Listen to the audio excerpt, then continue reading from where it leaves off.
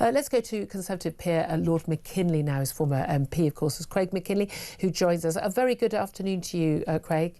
Yeah, good to be back on with you, Julia. Yeah, what a week! What a week! Well, can we start? Can we start with this sentencing of this Epping hotel resident, a migrant into the country illegally in this country from added days, committed 2 sexual assaults, one on a woman, one on a 14-year-old girl.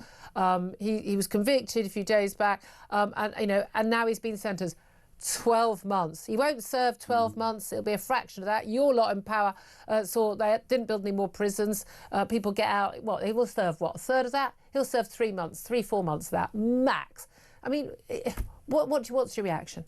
Well, it's probably worse than 3 months because he's been on remand for a bit, so that will count towards his sentence. He could be out probably in about 6 weeks. So anyway, let's stop that annoyance.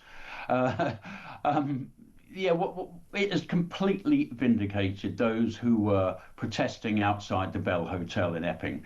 They were the ones that were derided, they were abused, they were told they're right-wing bigots. They had the renter mob that I don't know what the start of their chant is, but it always seems to end up with la la la, refugees are welcome here. Well, I tell you who doesn't think they're very welcome. It's that 14-year-old girl, it's that 14-year-old girl's family. I mean, it highlights, I think without the demonstrations at Epping, I doubt would have even seen what this case was all about. Yep. And I'm afraid this isn't isolated. This is happening all over the place because many of these completely undocumented men from countries that, as you said earlier, rather kindly, I thought, do not have the same standard of equality towards women that we enjoy here. Far from it. Women are treated abominably. They have almost no status. These are misogynistic They're cultures. Property. Well, exactly, property to please us with as you like, and by definition, a girl who's not covered up would certainly be not wearing a shroud would absolutely be seen as the Pakistani grooming gang saw them as fodder.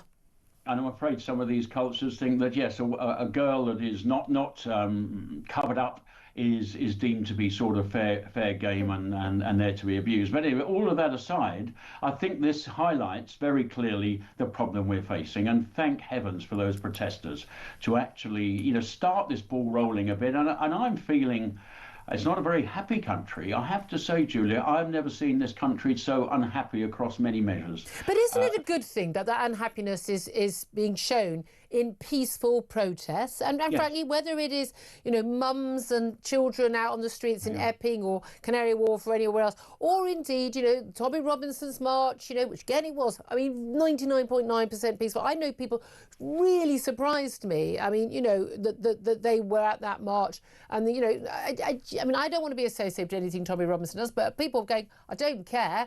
I want to go and show, my belief in this country. Isn't it a good thing that people feel they can now talk about this stuff and that the media are talking about this stuff? The shifting, we talked a lot about the Overton window, so the shifting of the Overton window, so that people are actually talking about this stuff and people are allowed to say they're unhappy about it without everyone just shouting bigot at them, and something's going to possibly maybe one day be done about it. Isn't that a good thing? Well, you hope the politicians of the day, the government, will listen. I know Mahmood, the new Home Secretary, seems to be talking tough on these things. They're talking about some restrictions of ILR. So are they going to do it? Well, I very much doubt it. Do you? Yeah. But I think the dial has changed, and that's got to be a good thing. You mentioned the rally in London. I thought it was a shame that Tommy was at the head of that, because I think you might have had 2 or 3 times as many people turn up if he wasn't. And some of the speakers said outrageous things. Including me. I might have gone if Tommy hadn't. I would have, But, it's good that people are actually talking about these things. I rather like that we're having the flags up. I'm not one for this sort of massive overt display of patriotism. I don't think Britain needs to do that, never has. But you know what each and one of these are? These are like a little line in the sand and say, no more, I've had enough, and I'm staking the claim on my land. And I've never seen Britain like this. So that's number one that's changed. And I think number two, and I'll have to say that Nigel's hit he's feeling the pulse, and he's using his abilities. Benefits is another issue that I don't think I've ever seen people so annoyed. The people that work for me in the accountancy practice I'm involved with still, they're saying, well, we get up every day, we come to work, we're struggling, we're buying our own car, And here I've got a neighbour that does nothing. He's got a free mobility car, and he's smoking and having and particularly galling when it's a foreign national. What do you make of the announcement from Nigel Farage yesterday of limiting benefits to people who've come from abroad? Well, funny enough, I've been saying for many years to my Conservative colleagues while we were all sitting together as MPs, why do we have an ILR system at all? Indefinite leave to remain. Why don't we have rolling work visas? And when the work runs out, the people go home. Where on earth this entitlement to stay forever after just 5 years came from? I haven't looked into where this started, but it probably happened on Tony Blair's watch, as many of these ridiculous and again, it would probably have involved very small numbers in previous Well, that's the difference, yes, previous of course. decades. I mean, I'd have been annoyed about it then, but you're right. When the numbers coming in each year were only 20, 30,000 and rather more manageable, it was sort of a very small bit of background noise, but it's no longer background noise. This is very much in every town and community that's happening. I mean, Nigel said one thing, it was quite mild, I thought, for Nigel. We're not the world's food bank. I'd actually extend that to say we're not the world's health service either. And the amount of money uncollected from, not necessarily people who are here on a visa, just people who are here on holiday.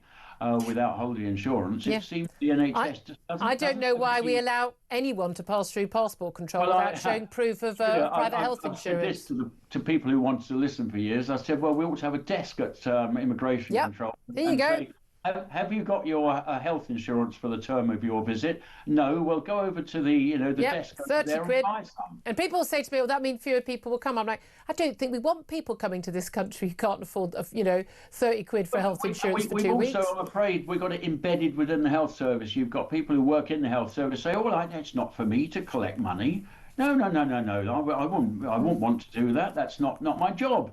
But just last year there was they calculated £250 million worth of uncollected. No, it's way beyond that. They have no idea how big it is. I can tell you, when I've last been in hospital, when I've last been in GP surgery, it's very rare that there's anyone who speaks English in the same room. And I'm sorry, I don't believe for a moment that any of these people should be entitled. Let me ask you just finally, Lib Dem leader Ed Davey, he's got his party conference at the moment. He's speaking this afternoon, but yesterday he said that it was his moral duty to stop Nigel Farage becoming Prime Minister of this country. He hinted at, he certainly wouldn't rule out a coalition with Labour. I don't know if he'd do another coalition with the Tories. Didn't work out very well first time round for them. But what do you make of that claim? Well, of course, Ed is just so much more decent than the rest of us, isn't he? I hate to think if he ever got close to government, I mean, we'd have a marching band on every street rather than, I suppose. I think we'd all have to paddleboard every day. I thought that would be the rule. Or whatever. But, this is sanctimonious. This is, I don't care about what the public actually think. I know best for you. I'm nice and decent. And this, I'm afraid, smacks of what happens in France. You look at what happens in French elections. The public are very restive in France. If you think we're restive here, I think you ought to go to France. It's even worse. Yeah. But the establishment powers that be sort of get together and sort of cobble elections to say, oh, well, if you want to stop that lot, you better vote for us lot that none of us really want, but we managed to frighten you into voting something that you really don't want. I mean, that is the danger of coalition type government. Yeah. Okay. We'll see what happens. I don't think anyone's going to agree to anything in advance, but we'll see whether the Tories and Reform might end up doing it themselves. But there we are. We're going to have to leave it there. Time is against us. Lord Mackinlay, Conservative peer, thank you very much indeed for joining us.